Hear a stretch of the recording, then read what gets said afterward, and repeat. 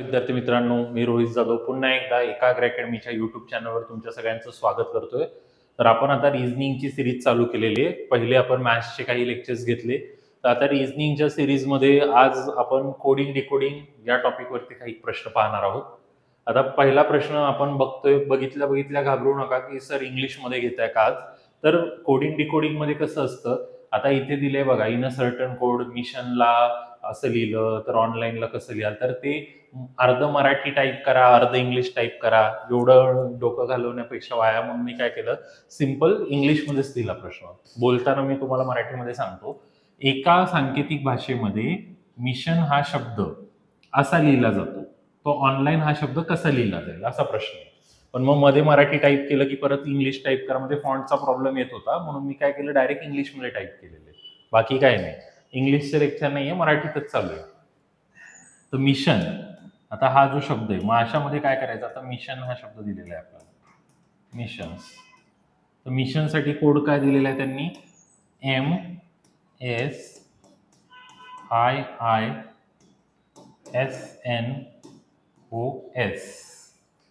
मग आता या कोडमध्ये जर तुम्ही थोडंसं निरीक्षण केलं तर एमचा एमच दिसतोय, एसचा एसच दिसतोय.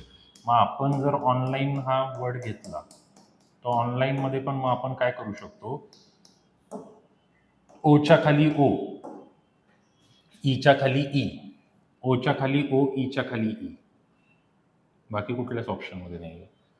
एवढं फास्ट, एवढं लवकर कसं काय सॉल्व्ह झालं, कारण इझी क्वेश्चन होता. परीक्षेमध्ये एवढा इझी येईलच असं काय नाही, अवघड येऊ शकतो. आणि समजा या ऑप्शन मध्ये पण ओ आणि ई असतात, आपल्याला पुढे पण चेक करावं लागलं असतं. मग पुढे आपण काय चेक करणार, आता इथे मला दिसतंय ISNO, म्हणजे त्यांनी काय केलेलं आहे, मग आपल्याला NL, मग L आणि N घ्यायला लागेल, आणि इकडे N आणि I घ्यायला लागेल. OLNNIE, OLNNIE, हे झालं आपलं उत्तर, OLNNIE. चला, ओके, OLNNIE झाले. Next, in a certain code, एका सांकेतिक भाषेत टायगर, एका सांकेतिक भाषेत टायगर ला लिहिले जाते QDFHS. तर फिश कसे लिहिले जाईल, तर फिशला कोड, तर आता टीच्या ऐवजी क्यू लिहिलाय, तर टी खूपच मोठा गॅप दिसतोय आणि उलटा दिसतोय. आय मध्ये डी पण उलट दिसतंय, GFEHRS हे तर जवळजवळ आहे, मग HI, तर असं तर काय ऑप्शन नाही. ऑप्शन मध्ये बघितलं तर प्रत्येकाची सुरुवात जी ने झालेली, म्हणजे त्यांनी एफच्या जागी जी लिहिलेले. इथे पण FG काहीतरी बसतंय. अजून काय, आयचं डी, मग आयचं डी लिहिलं तर तिथं तर डी वाला ऑप्शन नाहीये. मग काय केलं यांनी, हा, टायगरला जर आपण उलट केलं, बघा, REGIT,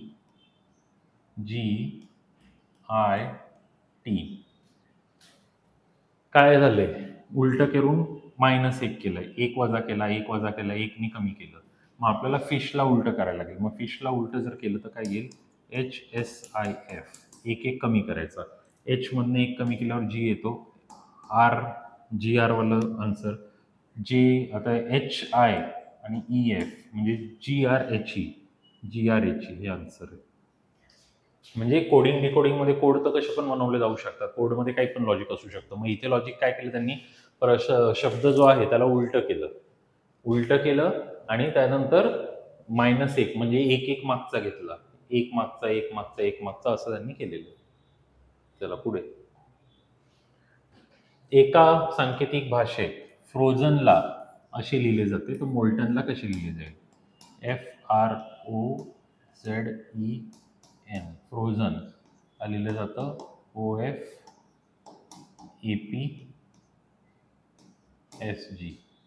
तर मोल्टनला कसं लिहिलं जाईल, MOLTEN. तर आता आपण जर बघितलं तर काय याच्यामध्ये, आता सगळीकडे OF नी सुरुवात आहे, OF नी सुरुवात आहे. तर इथे त्यांनी O घेतला, इथे त्यांनी F घेतलेला आहे. मग इथे पण OF दिसतोय, पण इथे तर वरती वेगळं आहे. पण इथे सेम आहे EN, म्हणजे ती स्टोरी आहे. मगाशी जी होती ती स्टोरी इथे पण आहे. काय स्टोरी आहे? उलट केलं, NEZORF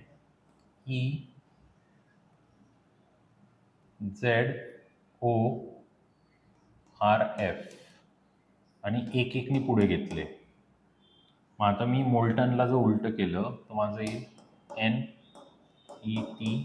NETLOM, आणि मग याच्यामधनं काय केलं, एनच्या पुढे काय येतं NOEF TS एस वाला एकच पर्याय दिसतोय, झालं LMOPMN. तर मागच्या गणितामध्ये काय केलेलं, मागच्या क्वेश्चनमध्ये -1 केलेलं उलट करून, यामध्ये काय केलेलं उलट करून +1, म्हणजे आपण असं म्हणू शकतो रिव्हर्स +1, आणि इकडे केलेलं रिव्हर्स, उलट म्हणजे तेच आहे रिव्हर्स म्हणू शकतो आपण -1, आणि इथे तर काय सेम आणि हे अल्टरनेट असे हे केलेले. एका भाषेमध्ये, एका सर्टन सांकेतिक भाषेत उर्दू, रोवर या शब्दाला लिहिलेले उर्दू, तर उर्दूला कसं लिहाल?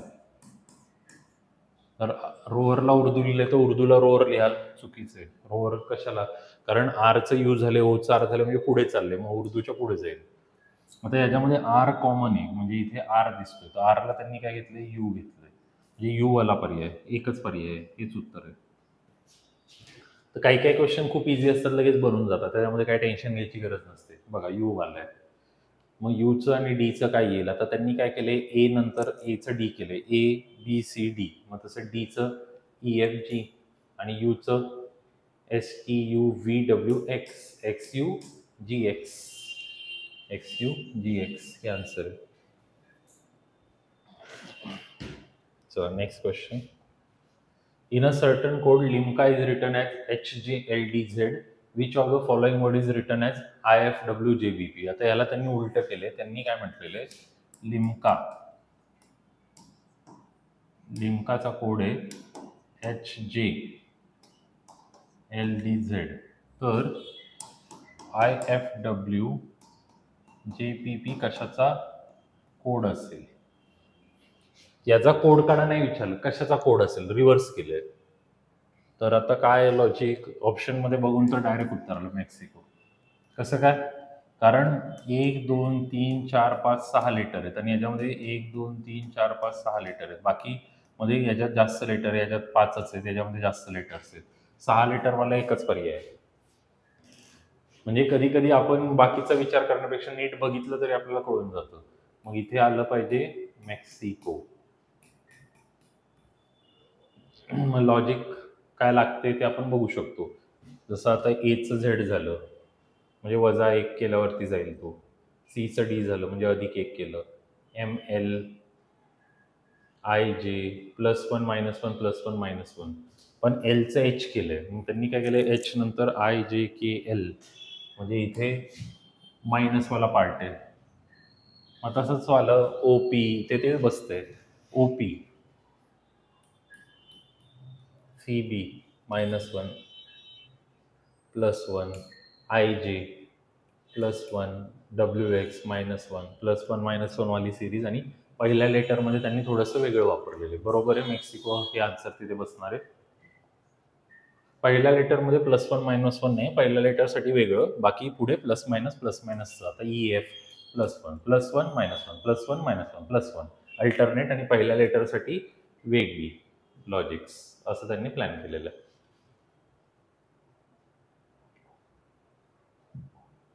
चला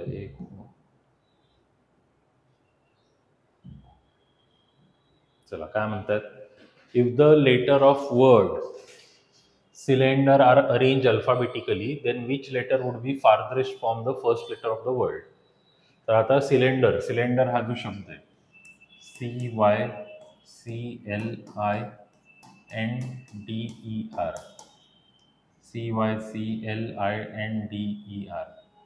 तर याला आपल्याला अरेंज करायचं अल्फाबेटिकली अरेंज करायचंय.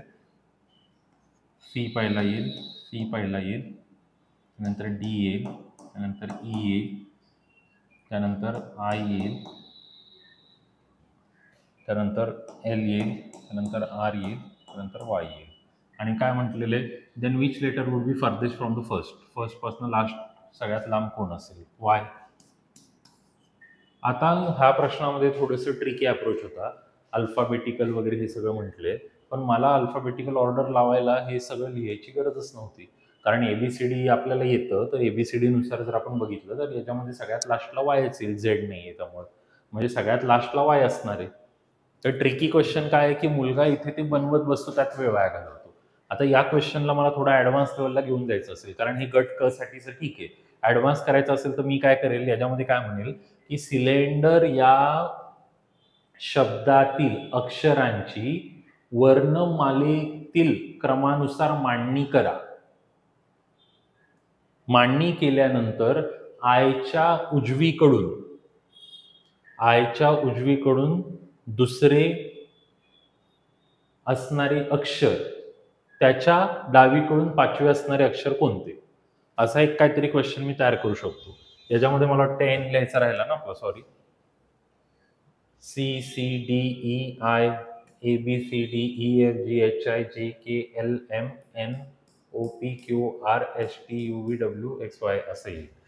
तर मी प्रश्न जो तयार केला, मी काय प्रश्न केला, जर त्यांनी असं विचारलं, सिलेंडर या शब्दातील अक्षरांची वर्णमालेतील क्रमानुसार मांडणी करा व त्यानंतर आयच्या उजवीकडे तिसरे असणाऱ्या अक्षराच्या डावीकडे पाचवे अक्षर कोणते असेल. मग आता उजवं डावं काय घ्यायचं, त्यात मुलगा घाबरतो. तर आपण असं बघतो, आपण पेपर सॉल्व्ह करताना असं बसतो, म्हणजे हे उजवीकडून तिसरं 1 2 3, उजवीकडून तिसरा असणाऱ्याच्या डावीकडे पाचवं, मग डावीकडे पाचवं म्हणजे 1 2 3 4 5, म्हणजे उत्तर डी येईल. तर असे क्वेश्चन क्रिएट केले जातात उजवीकडून डावीकडून, मग त्यामध्ये मुलगा खूप कन्फ्यूज होतो. म्हणजे मी जर असं म्हटलं की आयच्या उजवीकडून तिसरे असणाऱ्या अक्षराच्या डावीकडून पाचव्या असणाऱ्या अक्षराच्या उजवीकडे तिसरे अक्षर, मग आता पाचव्या अक्षराच्या उजवीकडे तिसरे अक्षर म्हणजे 1 2 3 म्हणजे एल येईल. मग असं ट्विस्ट देऊन देऊन सोप्या क्वेश्चनला थोडे डिफिकल्ट लेवलला घेऊन जातात. If air is called green, green is called blue, blue is called sky, sky is called yellow, yellow is called water, water is called pink, then what is the color of clear sky?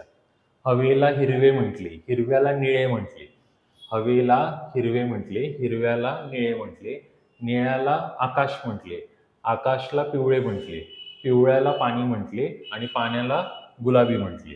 तर colour of clear sky, मोकळ्या आकाशाचा रंग काय. आता मोकळ्या आकाशाचा रंग आपल्याला माहिती आहे ब्ल्यू, आणि त्यांनी ब्ल्यूला काय म्हटलेले, हे वाक्य ब्ल्यू इज कॉल्ड स्काय, ब्ल्यूला त्यांनी काय म्हटलेले, स्काय.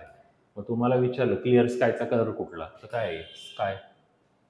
तर मुलगा कधी कधी सर आकाशाचा रंग आकाश कसं काय असेल, हे कोडिंग डिकोडिंग आहे, हे लक्षात घ्या.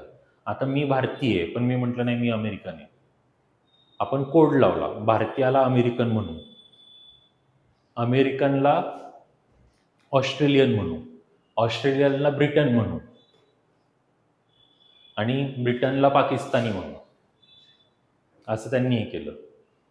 तर मग मी म्हणेल इंडियात राहणाऱ्यांना काय म्हणतात, तर आता इंडियात राहणाऱ्यांना इंडियन म्हणतात, पण आपण इंडियनला काय म्हटलं, अमेरिकन्स. मग आपल्याला उत्तरामध्ये काय लिहायला लागेल, अमेरिकन. मला हे मुलगा भांडण करायला, सर असं कसं काय, इंडियातले इंडियन असतात. पण कोडिंग डिकोडिंगमध्ये एक कोड दिला जातो त्या गोष्टीला. मग तसंच इथे त्यांनी निळ्या कलरला कोड दिलाय स्काय, मग आपल्याला स्काय घ्यावं लागतं उत्तर. बघा, इफ ट्रेन कॉल्ड बस, ट्रेनला बस म्हटले, बसला ट्रॅक्टर म्हटले, ट्रॅक्टरला कार म्हटले, कारला स्कूटर म्हटले, स्कूटरला सायकल म्हटले, बायसिकल म्हणजे सायकल, बायसिकलला मोपेड म्हटलं. तर which is use to plough a field, तर शेती नांगरण्यासाठी काय वापरतात, प्लॉव फील्ड.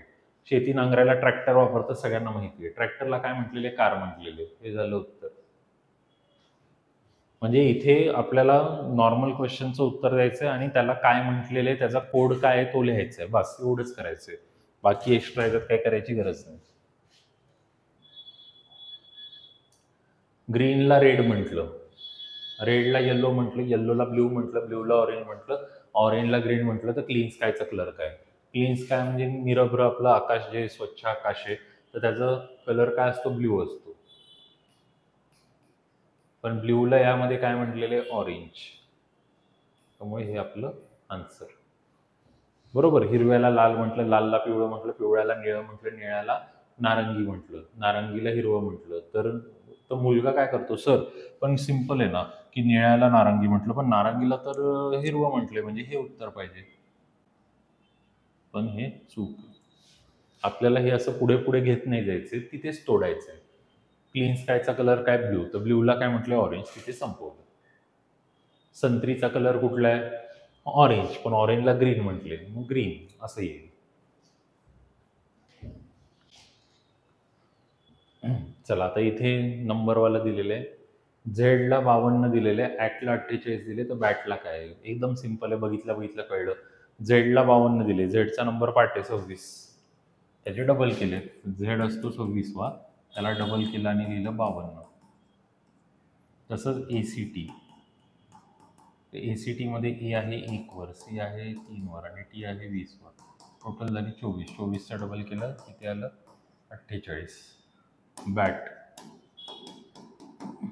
बी आहे 2 वर, हे आहे 1 वर आणि हे 20, हे झालं 23.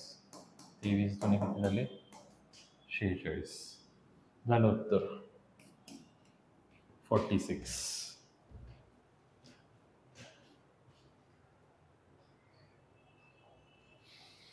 झेडला 2197 दिले, आरला 729, तर जेला काय. आता 729 हा नंबर तर माझ्या ओळखीचा आहे, तुमच्या ओळखीचा पण हा नंबर असला पाहिजे जर तुम्ही डेली गणित बुद्धिमत्ता करत असाल. 729 हा घन आहे 9चा, आर बरोबर 9चा घन असं त्यांनी दिले. आता आरचा नंबर आपल्याला माहिती आहे, आर हा 18 नंबरवर आहे. मग त्यांनी काय केलं, 18 म्हणजे 1 + 8 केलं आणि 9 केलं आणि 9चा घन केला. तसंच झेड आपल्याला माहिती आहे, झेड कितीवर असतो, 26 वर. मग त्यांनी 2 1 9 7 लिहिलेले आहे. मग 6 आणि 2 8 तसं तर नाही आहे. मग त्यांनी वेगळं लॉजिक लावलं. त्यांनी लॉजिक काय केलं, 18 आहे तर 18ला निम्म केले, 18ला निम्म करून 9 केलं आणि 9चा घन केला. मग 26ला निम्म केल्यावर येईल 13 आणि 13चं घन केल्यावर काय येईल, 2197. म्हणजे हा प्लॅन केलाय त्यांनी, हाफ करून घन करायचं. हाफ केलं आणि घन केलं. मग जे आपला किती वेळावर आहे, 10 वर. 10ला हाफ केला 5 आणि 5चा घन केल्यावर काय येईल, 125.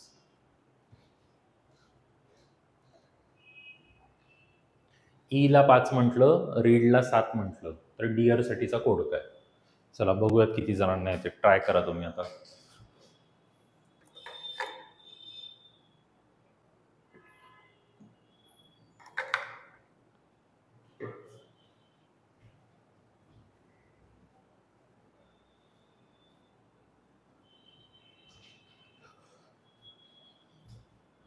ईला 5 म्हटलं, रीडला 7 म्हटलं, what is the code for dear.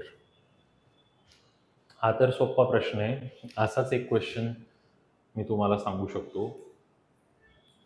गोला 11 म्हटलं, दला 11 म्हटलं, तर ईच साठीचा कोड सांगा. जे असे क्वेश्चन दिले की मुलं घाबरतील. बघा येतं का. ई सॉरी, आम्हाला तर माहिती ई 5 वर असतो. आता रीडला 7 म्हटलं तर डिअरला काय 7 का, कारण आर इथे आहे, ई इथे आहे, ए इथे आहे, डी इथे आहे, म्हणजे डिअर हा शब्द रीड पासूनच बनलेला आहे. तर यावरून आपण 7 उत्तर देऊ शकतो. पण मग हा प्रश्न परीक्षेत असा आला, गो 11 द 11 तर ईच किती. तर आता याच्या मागे काय लॉजिक आहे मी सांगतो तुम्हाला. ई 5 आहे आणि ई 1 लिटर आहे, मग 5/1 5 येतं. रीडचं जर आपण बघितलं, रीडमध्ये आर 18 वर आहे, ई 5 वर आहे, ए 1 वर आहे आणि 4 वर आहे. 4 आणि 1 5 आणि 5 10, 10 आणि हे झाले 28 आणि हे लेटर्स किती आहेत, 4 आहेत. मग 28ला 4ने भागल्यावर 7 येतं. मग हे लॉजिक तिथे वापरले त्यांनी. मग तसंच गोमध्ये आपण जर बघितलं, 7 वर आहे आणि हे कितीवर आहे, 15, 15 आणि 7 22, 22ला 2ने भागल्यावर काय तर 11. THE द मध्ये टी येतो 20 वर, एच येतो 8 वर आणि हे 5 वर, हे झाले 33. 33/3 हे किती झाले, 11. मग गोचं तुमच्या 11 आहे, दचं तुमच्या 11 आहे, तर मग ईचं काय? आय कितीवर आहे? 9 वर. आय जे आणि एस कितीवर आहे? 19. मग 19 आणि 9 किती झाले? 28. 28ला 2ने भागलं, किती उत्तर आलं? 14. मग ईसाठीचा कोड काय येईल? 14. म्हणजे असे काही काही वेगवेगळे डोकी वापरून असले काही काही क्वेश्चन तयार केले जातात की मुलगा डायरेक्ट घाबरला, त्याला कळलंच नाही काय झालं. हा प्रश्न परीक्षेत आल्यावर मुलाला काहीच लॉजिक लागत नाही. गो 11, द 11, ईज काय? आणि मुलगा म्हणतो अरे गोचं पण 11 आणि दचं पण 11, असं कसं काय शक्य आहे? ते कसं काय शक्य आहे? तर या लॉजिकनी शक्य आहे. 22 भागिले 2 11, 33 भागिले 3 11. म्हणजे असे प्रश्न क्रिएट करून तुम्हाला कोडिंग डिकोडिंगमध्ये फसवलं जाऊ शकतं. चला, तर मला वाटतं आजच्या सेशनमध्ये एवढे प्रश्न बस आहेत.